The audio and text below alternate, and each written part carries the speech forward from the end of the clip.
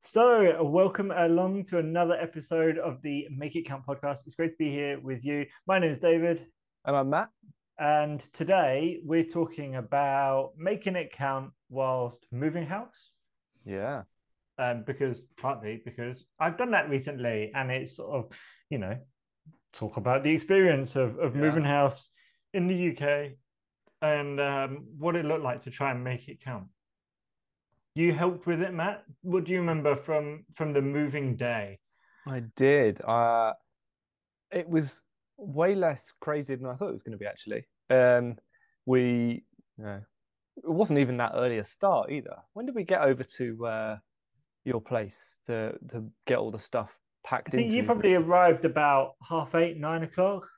Yeah, yeah. So it was a, reasonably normal starting time of work. So, it wasn't like, oh, we have to get up really early. So it didn't have that sort of excitement, and it was fairly casual when we got there.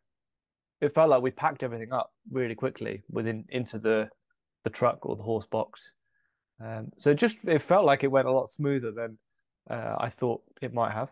Um, and it was fun to see as we got to your new house, as bits and bobs were added in, it definitely went from a shell to, more of a dwelling. So yeah, that was kind of the overall.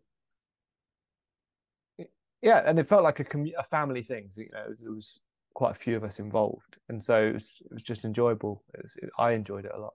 Yeah, there were definitely lots of helping hands. We didn't hire anyone to help us move. Unless My you count buying Domino's pizza for lunch as hiring. Yeah, exactly. Yeah, does that count? I don't know. But yeah, parents-in-law, mother and father-in-law helped in huge ways, and maybe I'll get into that a little bit later. But uh, uncle and Charlotte's uncle and one of the cousins helped, and obviously you were there helping, which was it was just a lot of fun. There was something that I'd read or I'd come across, and someone talked about how when they first moved to this place, they had a load of friends that helped them out, and it was very memorable. And it's how do we get this settee up this narrow stairs and all that sort of stuff. So when they moved the next time, it was something to do with his wife's job at a university, I think, and the university hired like movers for them. So they Right. were very very nice, but pleasant, totally unmemorable, no shared experience, no memories with any friends.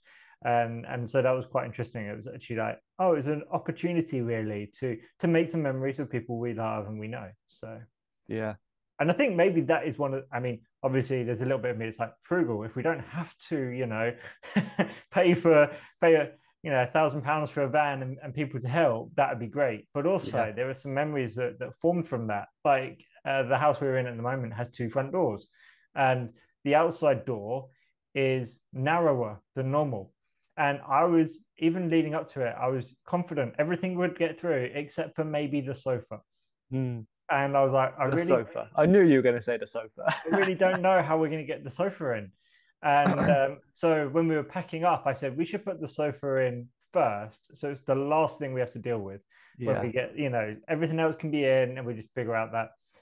And that is exactly what happened. Everything went in smoothly, more or less. And then the sofa just it wouldn't fit properly.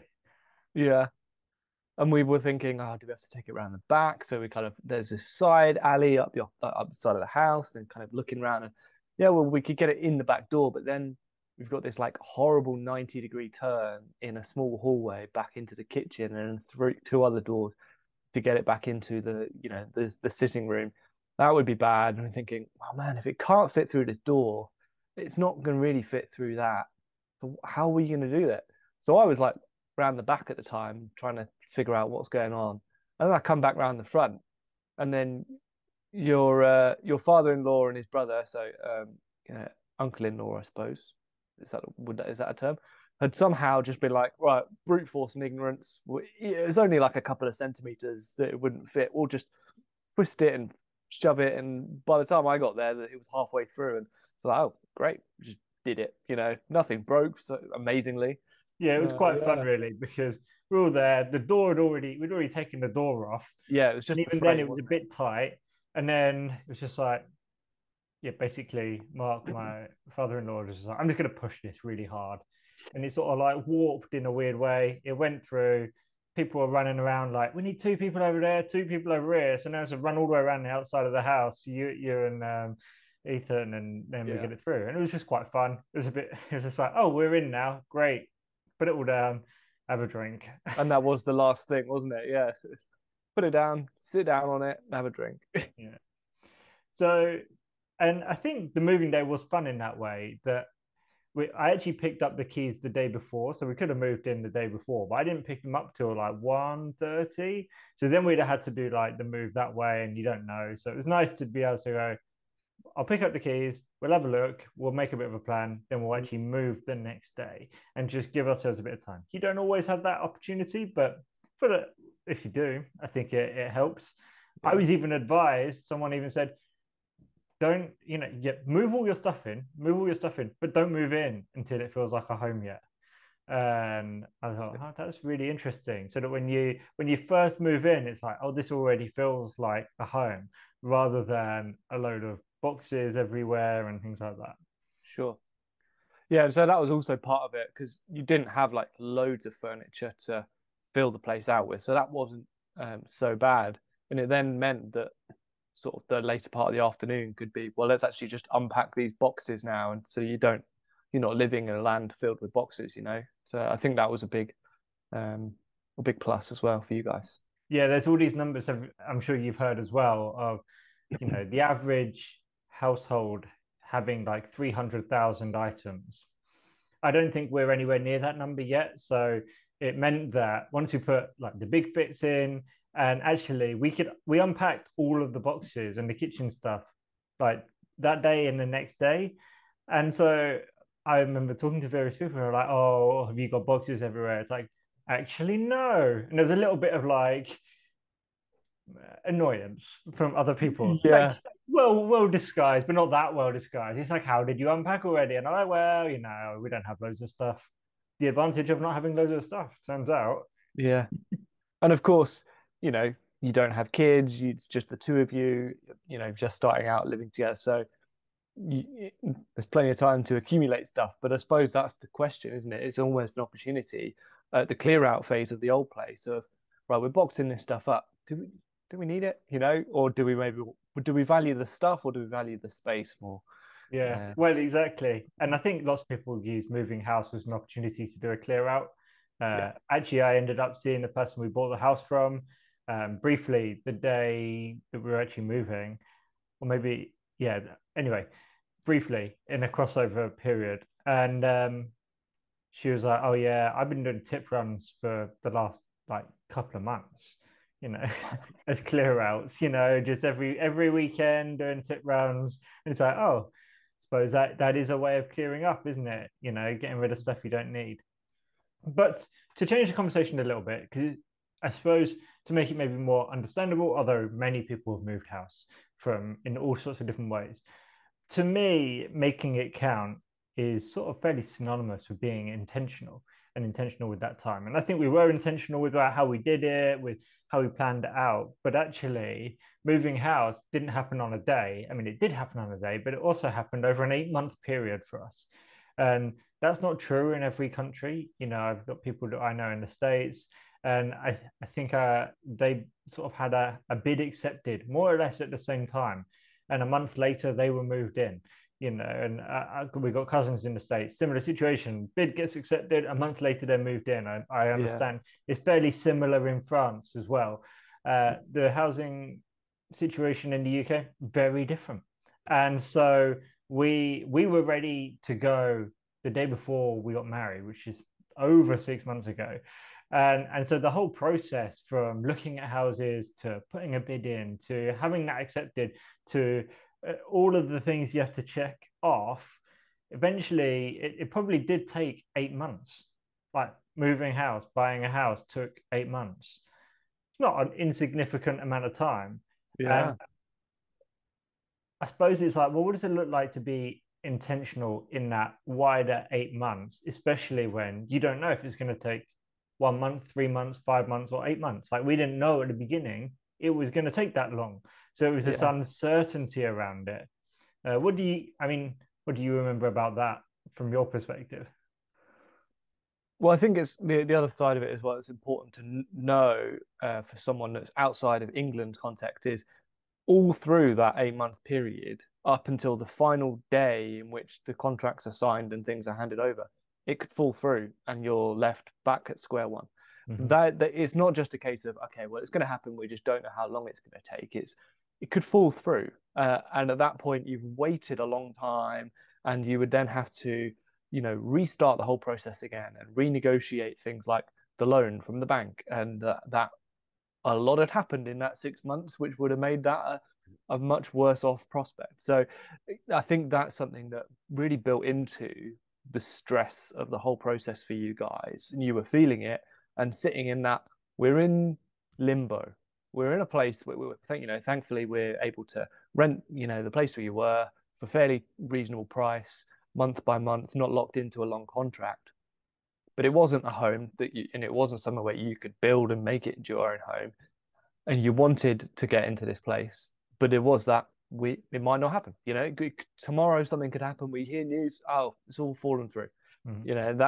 That's a tension you had to live with and that uncertainty.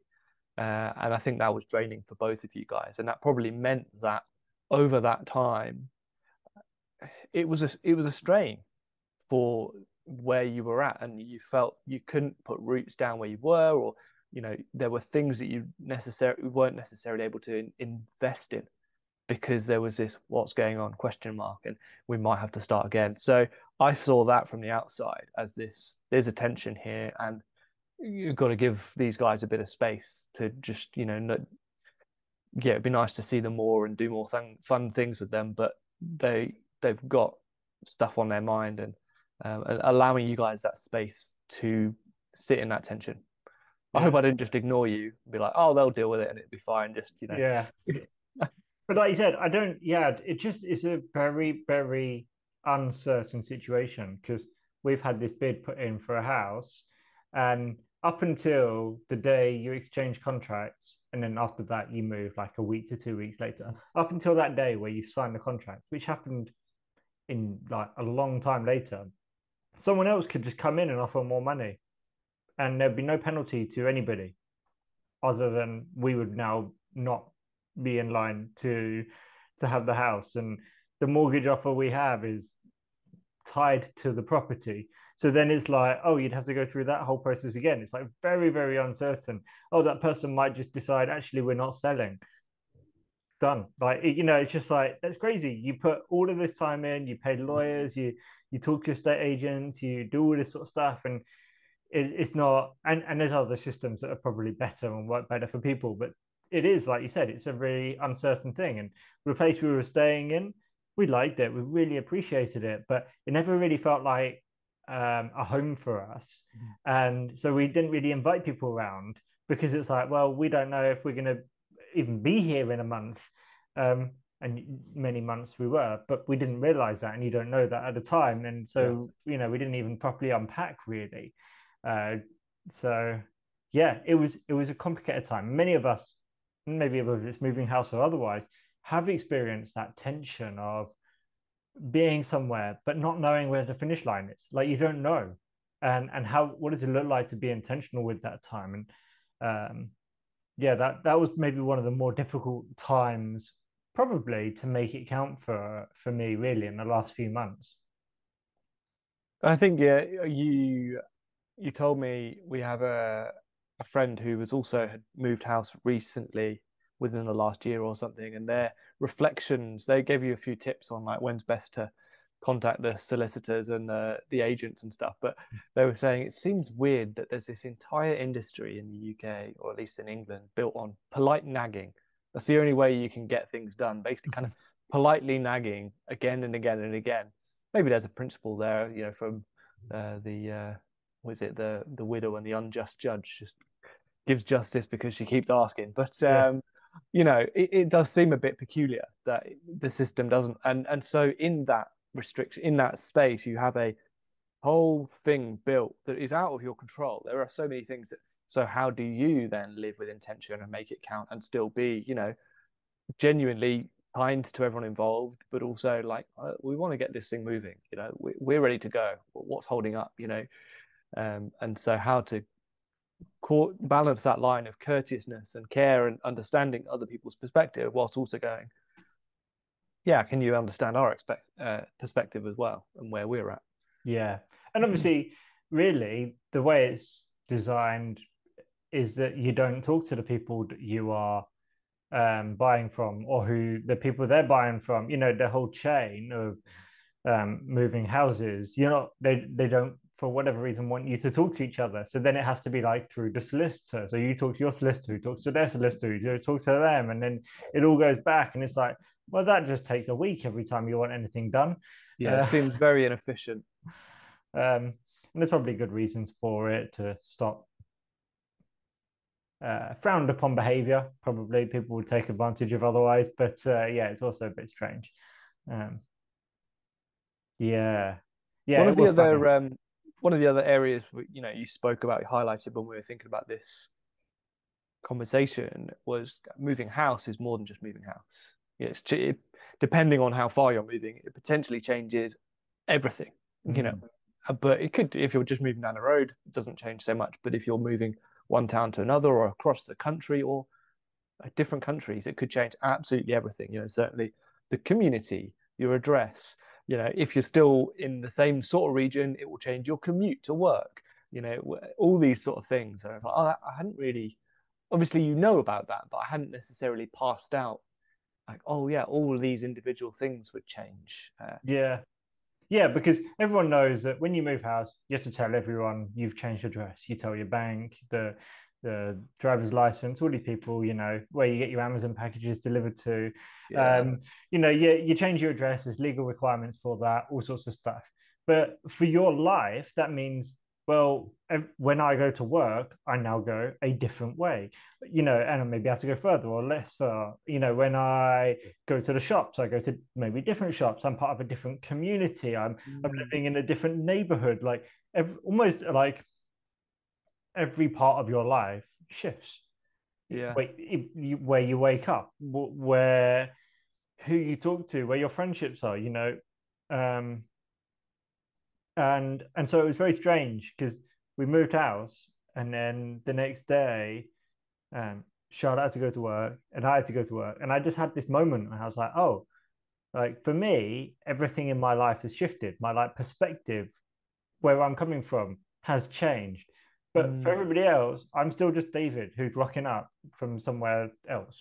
Like for them, the world has not shifted at all. Like it's still just David rocking up.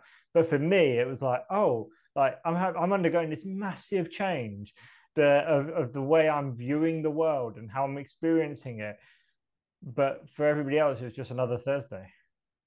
That's really interesting. You could never get the hang of Thursdays either, could you? No. I suppose obviously neither of us are anthropologists or historians, but it does for me.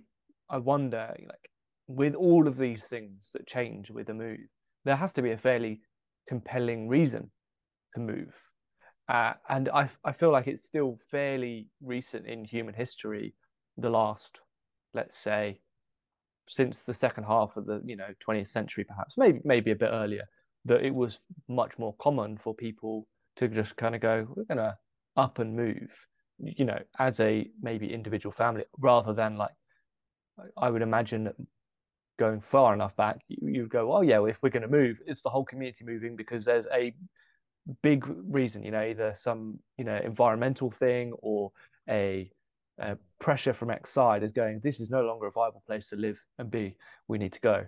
Whereas it's now, well, there's an economic possibility, and I think that's probably one of the most common reasons people move, is a job opportunity. Maybe later on in life or at different life stages, this is a community or a city we want to be in. But so that's an intentional upping of all these anchors. But so I find it so interesting that a job often is like, that's the driving thing. Oh, well, the job needs me to be there, and so that's where I'm going to be. And I wonder how many times people do that, maybe slightly eyes closed to the effects of what that's going to really demand and the cost that really is on all the other areas of life. Oh, definitely. Because, and I remember reading a book, I can't remember what it was. It was many years ago, um, probably 2015. So that's like 8 years ago. But the guy talked about how him and his wife decided to stay in the same city that they were in. And they had many other job opportunities to go to other places. But they were like, actually putting roots down in this place for us, but also for our children, so that when they come back, even as adult children, they feel like this is home. And so they were very intentional, like actually the social connections and ties are more important than a job that pays double somewhere else. And that's, Yeah, like you said, maybe not so normal anymore. We're in a world that increasingly feels quite transient, and people move, and they're there but not there, and we rely on these sort of weak ties through the internet rather than the strong ties of actual real in-person connection. And yeah, I thought it was really interesting. I can't remember where I heard this, and maybe this isn't quite what we're talking about, although I think the community part of this is important. Where I said, most of us, or the average amount of time people spend on social media is like an hour, 2 hours a day. And they're like, but afterwards, do you really feel like you're better connected to any of the people you sure. talk to? So Yeah, imagine yeah, if every day you spoke to somebody, one friend, like, or, for an hour to 2 hours, yeah, you would like feel very well connected with them. And it's like we've exchanged like the like strong ties, or these like deep like connections for an hour, 90 minutes, for these weak ties of like loosely staying surface level with hundreds of people. And yeah. that was quite interesting. And I think one of the things, because we have moved place, we've transplanted, and really trying to get connected to different people in the area. So we made some biscuits or cookies, and tried to hand them to some neighbors to build some connections, and just say, hey, here we are, we're across the street. So hopefully that will lead to some sort of closer connections to where we are now, because I think that is important for us, and it's something we want to grow and build in. Absolutely. Oh, yeah, definitely. I was listening to a podcast recently, something like the title of "We Let's Build a More Human World," and the guy being interviewed was kind of saying people have tried the digital space for a long time to sort of, I've been saying it's going to replace the in-person experience, certainly in somewhere like education domain. And he was like, every time someone tried it, it just didn't work. And the pandemic, because it happened everywhere all at once, should give us a fairly clear picture of this is what happens if you go completely digital in your existence, where you're basically locked into a household and whoever happens to be there, and that's it. And then everything else is digital. And he said, and it was rubbish. It was horrible. Nobody liked it. It was because we are not made for digital connection. We're made for real in-person connection. And I exactly like that. Well, I just totally relate to, and I like that question of, yeah, just compare that couple of hours of, social interaction online to a couple of hours of social interaction with people. It doesn't necessarily even have to be one-on-one. Could be a group of people, could be even a group up to 10 people. But after a couple of hours of that, you typically will probably feel way more, as you said, connected.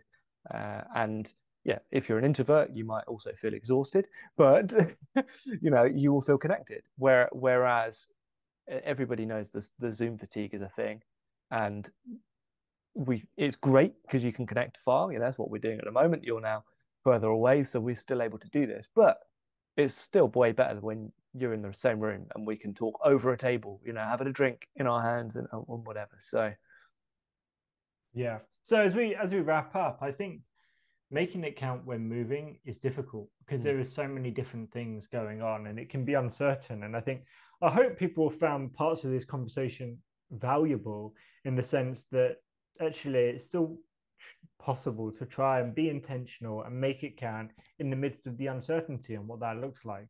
And having the right people around you really helps. And on that moving day, it was so valuable to have the different people involved to get everything onto the horse books that we used, and solve that jigsaw puzzle, because at one point it was like, oh, maybe we're gonna have to do 2 trips, but it was packed in such a way that we managed to do it all in one trip, and it really went very smoothly because the right people were able to help out in the right ways.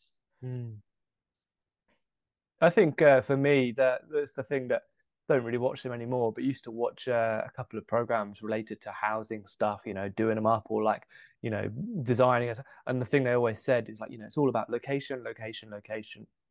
And I think that's true, but to think about that just in broader terms. So yeah, location, but like what's the community you're buying into? What's the, or leaving, what, just ask those questions. What is the area? What is the geography, the culture? Because that's what you're buying into more than just a property, an asset. Don't view it as an asset. View it as a home base home base. Not a not a department store, but view it as a base from which your life is going to be for at least however long it's going to be. Yeah. So I think we're going to wrap the episode up there. Thank you for joining us. I hope you enjoyed it, and also let us know what you think. How do you make moving count?